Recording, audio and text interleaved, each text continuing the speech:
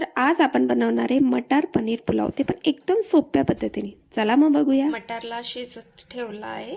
हा मी मॅप्रोचा मटार घेतलेला आहे। पनीरला सुद्धा चिरून घेतला आहे आणि तांदूळला आपण 10-15 मिनिटांसाठी भिजवून घ्यायचं आहे। नंतर आपला तांदूळ भिजतोय तोपर्यंत आपण दुसरी तयारी करून घेऊ। तर इकडे मी कांदा उभा चिरून घेतलेला आहे, एक टोमॅटो चिरून घेतला आहे, 3 हिरव्या मिरच्या चिरून घेतलेल्या आहे आणि थोडीशी कोथिंबीर घेतलेली, लवंग, एक छोटासा दालचिनीचा तुकडा, 3 मिरी, थोडंसं जिरं आणि तेजपान सुद्धा घेतलेला आहे। इकडे मी 2 चमचे तेल घेतलेले।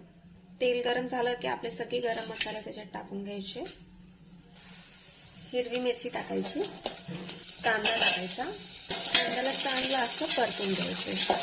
आपला कांदा परतून झालेला आहे। आता आपण त्याच्यामध्ये टोमॅटो टाकायचा आहे आणि त्याला सुद्धा चांगला परतून घ्यायचा आहे। त्याच्यामध्ये आपण कट केलेले पनीर सुद्धा टाकून घेऊ, त्याला सुद्धा चांगलं थोडंसं हलवून घेऊ। मटर बघा टाकून घेतलेले आपण, त्याला सुद्धा चांगलं असं थोडंसं हलवून घेऊ। त्याच्यामध्ये थोडासा गरम मसाला टाकून घेऊ। आता ह्याच्यामध्ये आपण भिजवलेले तांदूळ टाकून घ्यायचे।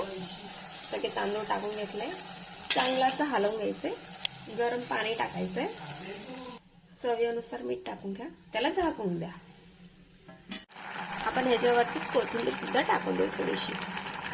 हे बघा रेडी आहे आपला एकदम मोकळा मोकळा मटर पनीर पुलाव। व्हिडिओ आवडला असेल तर व्हिडिओला लाईक शेअर नक्की करा आणि चॅनलला सबस्क्राईब करायला विसरू नका।